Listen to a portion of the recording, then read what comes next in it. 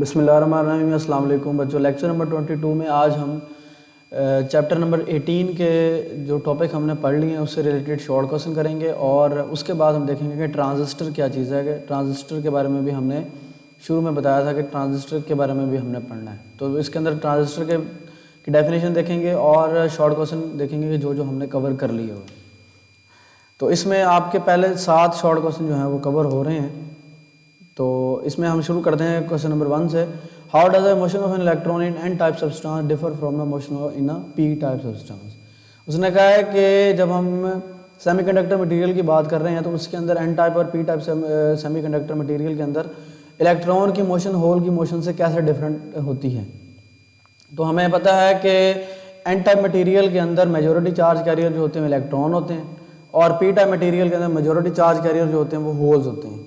अगर इलेक्ट्रॉन जो है वो एन रीजन से डिफ्यूज़ होकर पी रीजन की तरफ जा रहा है तो इसका मतलब है कि वो एक रीजन को छोड़ के दूसरे रीजन की तरफ जाएगा। मतलब अगर एन रीजन इधर है और पी रीजन इधर है तो एन से पी की तरफ वो मूव करेगा, यानी कि राइट से लेफ्ट की तरफ।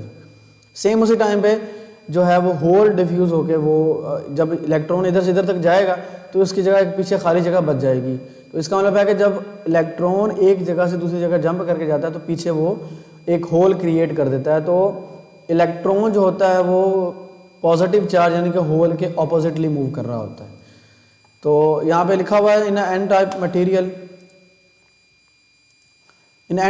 The electrons are majority charge carrier, जो कि अभी मैंने आपको बताया थे move from lower potential to higher potential. हमें पता है कि इलेक्ट्रॉन हमेशा लो पोटेंशियल से हाई पोटेंशियल की तरफ होते हैं क्योंकि लो के ऊपर नेगेटिव टर्मिनल पे इलेक्ट्रॉन्स होते हैं और नेगेटिव के ऊपर जो पोटेंशियल होता है वो उसको हम लो का नाम देते हैं। In P type semi material the holes are majority charge carrier, और पी टाइप के अंदर मेजॉरिटी चार्ज कैरियर होते हैं और ये हाई पोटेंशियल से लो पोटेंशियल की तरफ मूव कर रहे होते हैं। तो इसमें 2 फर्क आ जाएंगे। एक तो ये कि इलेक्ट्रॉन जो होते हैं वो लो से हाई की तरफ जाते हैं और होल जो होते हैं वो हाई से लो की तरफ जाते हैं। नंबर 2, इलेक्ट्रॉन होल के ऑपोजिटली मूव कर रहा होता है। They move from higher potential to lower potential. तो अब उसने पूछा है कि ये डिफरेंट कैसे है। डिफरेंट कैसे है जी? ये जो है वो हायर पोटेंशियल से लोअर पोटेंशियल की तरफ मूव करेंगे। What is a net charge on N N type और पी टाइप सब्सटेंस। तो एन टाइप और पी टाइप सब्सटेंस के ऊपर नेट चार्ज कितना होता है ये मैंने आपको उस वक्त भी बताया था जब हमने टॉपिक पढ़ा था। तो इसके ऊपर नेट चार्ज हमेशा 0 होता है क्योंकि एन और पी जब मिलते हैं तो टोटल चार्ज जो है वो न्यूट्रल हो जाता है, क्योंकि जितने इलेक्ट्रॉन फ्री मूव कर रहे होंगे उतने ही वो होल्स होंगे तो आपस में कंबाइन हो जाएंगे। द पेंटावैलेंट और trivalent impurities atoms bombarded on intrinsic semiconductor. हमें पता है कि जब हम डोपिंग करवाते हैं पी टाइप और एन टाइप बनाने के लिए तो उसके अंदर एक के अंदर होल बच जाता है और एक के अंदर इलेक्ट्रॉन बच जाता है। To form it N type और P type material are neutral. तो जैसे ही हम इनको बम्बार्ड करवाते हैं तो इनको आपस में कंबाइन करने के बाद जब डायोड बनाई जाती है तो डायोड के ऊपर नेट चार्ज जो होता है वो 0 हो जाता है, यानी कि न्यूट्रल होता है वो, क्योंकि पॉजिटिव और नेगेटिव चार्ज दोनों की तादाद बराबर होती है। देयरफॉर एन टाइप और P type substance is electrically neutral substance. ये तब ही वर्क करते हैं जब हम इससे किसी एसी सोर्स या डीसी सोर्स के साथ अटैच करते हैं तो उस वक्त ये काम करना शुरू कर देते हैं, तब इसके ऊपर चार्ज की वैल्यू चेंज हो सकती है रिवर्स और फॉरवर्ड बायस के अंदर, लेकिन अदरवाइज ये इसके ऊपर नेट चार्ज जो है वो 0 होता है। The anode of diode is 0.2 volt positive with respect to its cathode. Is it forward bias? उसने कहा है कि एक डायोड है, अगर मैं तो डायोड बना देता हूँ तो आपको ये ज़्यादा क्लियर हो जाएगी बात। डायोड एक इस तरह अगर हम बनाएं, इस तरह ये डायोड है जी, ये इसका पी रीजन है और ये इसका एन रीजन है, पी रीजन और ये एन रीजन, ठीक है। अब हमने पढ़ा हुआ है कि जब डायोड को फॉरवर्ड बायस में रखना है तो पी रीजन को हमेशा हमने हाई पोटेंशियल पे रखना है, यानी कि इसके ऊपर वैल्यू हाई होनी चाहिए और एच लिख देता हूँ इधर मैं, और इसके ऊपर हमेशा वैल्यू लो होनी चाहिए। अब उसने कहा है कि उसका जो पॉजिटिव टर्मिनल है वो पॉजिटिव का मतलब है कि जो इसका एनोड है तो कैथोड के ऊपर लो पोटेंशियल है, एनोड के ऊपर हाई पोटेंशियल है, तो इसका मतलब है कि ये फॉरवर्ड बायस की कंडीशन को पूरा कर रहा है। फॉरवर्ड बायस की कंडीशन क्या थी कि जो पी रीजन है यानी कि एनोड जो है वो हाई पोटेंशियल पे होना चाहिए और कैथोड जो है वो लो पोटेंशियल पे होना चाहिए। तो वैल्यू कोई भी हो लेकिन हाई और लो होना लाजमी, ठीक है जी। तो इसका मतलब है कि पी जो है वो हाई पोटेंशियल पे है, 0.2 है, इसकी जो वैल्यू वो 0 होगी, ये ग्राउंड होगा और ये 0.2 पे आएगा। तो ये फॉरवर्ड बायस की कंडीशन में पूरा उतर रहा है, तो इसका मतलब है कि ये फॉरवर्ड बायस में आ जाएगा। लेकिन 0.2 वैल्यू जो है वो बहुत कम है। हमने पढ़ा हुआ है कि जर्मेनियम और सिलिकॉन के लिए जो वैल्यू होती है वो 0.3 और 0.7 होती है। अगर वैल्यू 0.3 और 0.7 से ज़्यादा होगी तब जाके ये इसके अंदर से करंट कंडक्ट करवाएगा, अदरवाइज ये वैल्यू इतनी कम है कि ये कंडक्ट नहीं करेगी। अगर होगी भी तो बहुत ही कम होगी। होगा तो ये फॉरवर्ड बायस है में, लेकिन ये वैल्यू कम होने की वजह से कंडक्ट नहीं हो सकेगी। A junction diode is said to be forward bias if its p-type region is connected to positive terminal and n-type region is connected to the negative terminal of the battery। वही बात मैंने आपको बताई कि p reason को positive के साथ जोड़ना है और n को नेगेटिव के साथ जोड़ देंगे। Since anode p type is at positive potential 0.2 voltage with respect to cathode n types.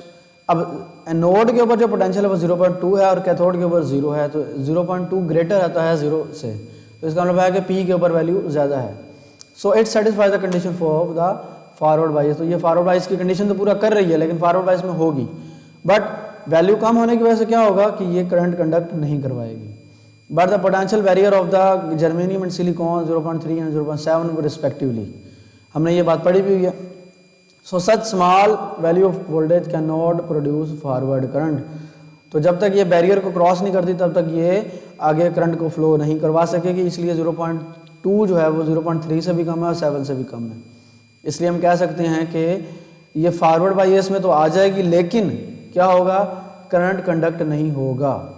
Y charge carrier are not present in the depletion region. Question number 4, charge carrier depletion region के अंदर क्यों नहीं present होता, या हमें ऐसा क्यों लग रहा होता है कि चार्ज कैरियर वहाँ पे नहीं है। हमने ये बात पढ़ी भी हुई है, जब क्या नाम है पीएन जंक्शन के बारे में हमने ब्रीफ डिस्कशन की थी, उसके अंदर भी मैंने बताया था कि जब पी और एन रीजन को जोड़ते हैं तो इलेक्ट्रॉन डिफ्यूज़ होकर इधर आना शुरू हो जाते हैं। ठीक है जी, तो डिफ्यूज़ होकर सेंटर में उनके एक रीजन बन जाता है जिसे हम नाम देते हैं depletion region.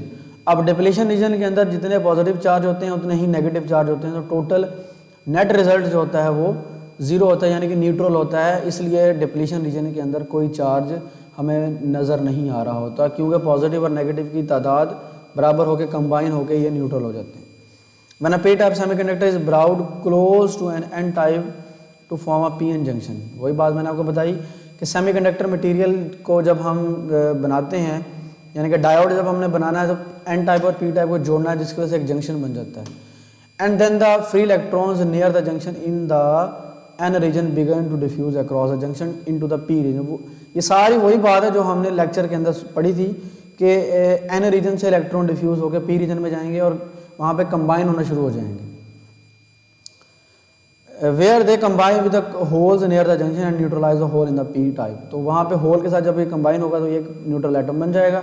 As a result the charge less region is formed across the junction in which the charge carrier are not present. तो हमें ऐसा लगेगा कि वहाँ पे कोई चार्ज नहीं है, असल में क्या हो रहा है कि वो चार्ज वहाँ पे कंबाइन होकर न्यूट्रल हो जाते हैं। This is known as a depletion region. Question number 5, what is the effect of the forward and reverse bias of the diode on the width of the depletion region? Forward और reverse bias में depletion region की width के ऊपर क्या फ़र्क पड़ता है। जब हम बैटरी का पॉजिटिव टर्मिनल डायोड के पॉजिटिव टर्मिनल के साथ और बैटरी का नेगेटिव डायोड के नेगेटिव के साथ जोड़ते हैं तो ये फॉरवर्ड बायस में आ जाता है। उस कंडीशन में अट्रैक्शन जो हो रही होती है वो अपोजिटली हो रही होती है, यानी कि पॉजिटिव इधर मूव करेंगे नेगेटिव इधर, तो जिसकी वजह से जंक्शन जो है वो जो बैरियर है वो छोटा होना शुरू हो जाएगा। जब बैरियर छोटा होगा तो इसका मतलब है कि इलेक्ट्रॉन एक जगह से दूसरी जगह पर इजीली मूव कर सकेंगे। जब इलेक्ट्रॉन मूव करेंगे तो हमें पता है कि करंट फ्लो होना शुरू हो जाता है उस वक्त। तो इसका मतलब ये है कि फॉरवर्ड बायस में जो विड्थ है वो कम होती है और रिवर्स बायस के अंदर विड्थ ज़्यादा हो जाती है। फॉरवर्ड बायस में करंट ज़्यादा फ्लो करता है, रिवर्स बायस में करंट कम फ्लो करता है।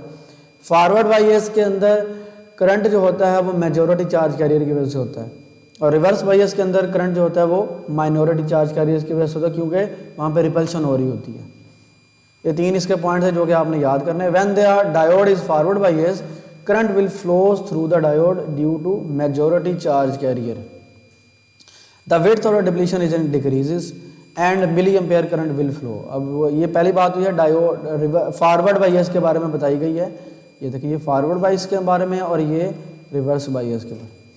जब डायोड फॉरवर्ड बायस में होगी तो करंट फ्लो करेगा मेजॉरिटी चार्ज कैरियर की वजह से, और विड्थ जो हो जाएगी इसकी ये डिक्रीज हो जाएगी, और करंट जो फ्लो करेगा वो मिली एम्पेयर में फ्लो करेगा, यानी कि ज़्यादा करंट फ्लो करेगा। और जब रिवर्स बायस में आ जाएगा, करंट जो है वो माइनॉरिटी चार्ज कैरियर की वजह से होता है, और हमें पता है कि माइनॉरिटी चार्ज कैरियर होते हैं वो कम तादाद में होते हैं, तो जब तादाद कम होगी तो करंट भी कम होगा, और विड्थ जो होती है वो भी इसकी इंक्रीज हो जाती है, और इसकी वजह से जो स्मॉल करंट फ्लो करता है जिसको हम निगलेक्ट कर देते हैं, जिसे हम लीकेज करंट भी कहते हैं या रिवर्स करंट भी कहते हैं। बड़ा इंपॉर्टेंट क्वेश्चन है जी, why ordinary silicon does diode do not emit light. Ordinary silicon light को एमिट क्यों नहीं करती? सिलिकॉन की ये प्रॉपर्टी है कि एक तो ये कि वो क्या नाम है, उसके अंदर जो लाइट यानी कि रेडिएशन से निकलती हैं वो विजिबल रीजन की नहीं होती, वो इंफ्रारेड रीजन की होती हैं। हमारी आंख उस चीज़ को देख सकती है सिर्फ और सिर्फ जो विजिबल रीजन के अंदर होंगी, पहली बात तो ये है। तो जो हमारे पास एलईडी है, लाइट एमिटिंग डायोड, जिसे हम गैलियम आर्सेनाइड से बनाते थे, उसकी प्रॉपर्टी ये है कि वो जो लाइट को एमिट करती है, जो फोटोन एमिट करती है, वो विजिबल रीजन में लाई करता होता है, इसलिए हम उसको इजीली देख सकते हैं। यानी कि नेचुरली ये मटेरियल की प्रॉपर्टी है कि वो इस तरह की लाइट को एमिट कर रहे हैं। कुछ लाइट ऐसी इमिट कर रहे हैं कि जो कि विजिबल रेंज में आ रहे हैं, कुछ ऐसी लाइट को इमिट कर रहे हैं जो इंफ्रारेड रीजन में आ रहे हैं। तो जो सिलिकॉन होता है वो इंफ्रारेड रीजन वाली वेव्स को इमिट करता है, और जो है वो आपके पास एलईडी जो होती है गैलियम आर्सेनाइड वाली, वो इन विजिबल रीजन वाली लाइट को इमिट करते हैं। The potential barrier across the PN junction of silicon is 0.7 volt. So in forward condition when the electron recombine with the hole, the photon of light having 0.7 electron volt is energy is released। जब वो forward wise में आएगा तो कितनी energy release करेगा भी 0.7 ही हमने पढ़ा हुआ है कि ये इसका पोटेंशियल बैरियर की वैल्यू है। अब मेन काम जो वो अब बताने लगा है, as energy of the emitted photons lies in the infrared region. तो जो लाइट इंफ्रारेड रीजन के अंदर लाई करेगी, जिसकी एनर्जी की वैल्यू इंफ्रारेड रीजन के अंदर आएगी, उसको हम नाम देते हैं इलेक्ट्रोमैग्नेटिक स्पेक्ट्रम, और वो हम अपनी आंख से नहीं देख सकते, उसको हम सिर्फ और सिर्फ किसी दूसरे मटेरियल की वजह से या डिटेक्ट कर सकते हैं। So we do not observe light emission from the silicon diode, क्योंकि इनकी जो लाइट होती है, जो फोटॉन्स एमिट होते हैं, उनकी जो लाइट है, रेडिएशन जो है वो इंफ्रारेड रीजन में आती है। Why a photo diode is operated in reverse bias state. Important question है ये भी, वैसे तो सारे इसके शॉर्ट क्वेश्चन इंपॉर्टेंट है कि फोटो डायोड जो है ये रिवर्स बायस पे क्यों काम करता है। क्योंकि फोटो डायोड का नाम मतलब क्या है जी, हमने पढ़ा हुआ है, फोटो डायोड ऐसा डायोड जो लाइट को डिटेक्ट करने के लिए इस्तेमाल करें, उसको हम नाम देते हैं फोटो डायोड। और फोटो डायोड के लिए करंट जो है वो हमें कम चाहिए होता है। तो इसमें अब इसकी मेन रीज़न क्या है कि फोटो डायोड को हम किस लिए यूज़ करते हैं रिवर्स बायस के अंदर, क्योंकि हम लाइट को डिटेक्ट कर रहे होते हैं, और लाइट को डिटेक्ट करने के लिए थोड़ा सा करंट भी जो है वो रिक्वायर्ड होता है, या थोड़ा सा करंट भी जो है वो उसको ऑपरेट करने के लिए काफ़ी होता है।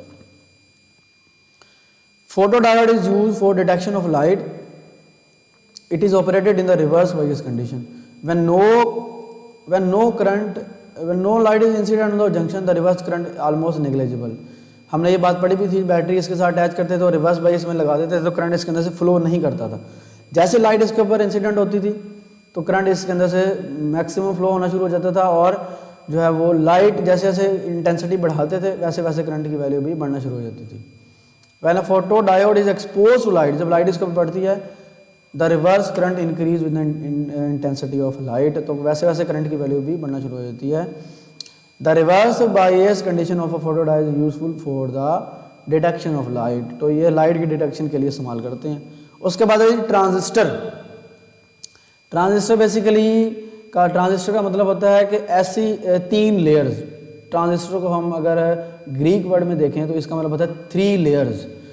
अब हमारे पास प्रीवियसली हमने पढ़ा हुआ है कि हमारे पास 2 लेयर्स होती हैं, एक पी रीजन होता है, दूसरा एन रीजन होता है, यानी कि एक पी लेयर होगी एक दूसरी एन लेयर होगी, दोनों को जब कंबाइन करेंगे तो डायोड बन जाएगी।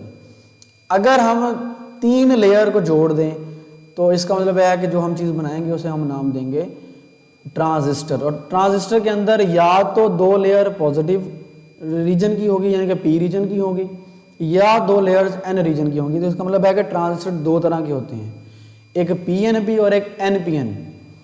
ठीक है जी। तो ये आपको डायग्राम भी नज़र आ रही है कि अगर आप 2 पॉजिटिव के दरमियान एक नेगेटिव को लगा देते हैं या 2 नेगेटिव के दरमियान एक पॉजिटिव रीजन को जोड़ देते हैं, तो इस तरह के मटेरियल या इस तरह के डिवाइस को हम नाम देते हैं ट्रांजिस्टर का। और ट्रांजिस्टर को हम यूज़ करते हैं इलेक्ट्रॉनिक्स के अंदर करंट के फ्लो की वजह से, क्योंकि इससे एक तो सबसे बड़ा फ़ायदा ये होता है कि नंबर ऑफ़ डायोड्स जो हैं वो कम हो जाती हैं। अगर हम इतना पोर्शन देखें तो एक डायोड ये बनती है, इतना पोर्शन देखें तो एक डायोड बनती है। तो इसका मतलब है कि ये 2 डायोड का काम इकट्ठा एक ट्रांजिस्टर कर रहा होता है। तो हमारे लिए ये सर्किट को समझना ज़्यादा आसान हो जाता है अगर हम ट्रांजिस्टर को यूज़ करें। The transistor is constructed with the 3 doped semiconductor region separated by 2 PN junction. तो 2 पीएन जंक्शन हो गए, इसलिए हम इसको नाम देते हैं बाईपोलर जंक्शन, या इसे बीजेटी भी बोलते हैं, bipolar junction transistor. The 3 region of transistor are term as a emitter. इसकी 3 लेयर्स होती हैं, एक को पहले को नाम देते हैं एमिटर का, ये पहला हिस्सा जो होगा एमिटर, दूसरा बेस और तीसरा कलेक्टर। एमिटर को ई से रिप्रेजेंट करते हैं, बेस को बी से और कलेक्टर को सी से। इसका जो सैम्बल है वो ये बना हुआ है। ठीक है जी। ये जो लाइन आएगी इसको जो है बेस, और ये एक एरो बना हुआ है, जहाँ पे एरो बना होगा मीटर होगा, और जो वैसे लाइन आ रही होगी इसको हम नाम देंगे कलेक्टर का। अब ये दोनों एरोज जो हैं वो डिफरेंट हैं। 2 ट्रांजिस्टर में दोनों के बारे में फ़र्क कैसे पता चलेगा उसके बारे में अब हम देखते हैं। अच्छा जी,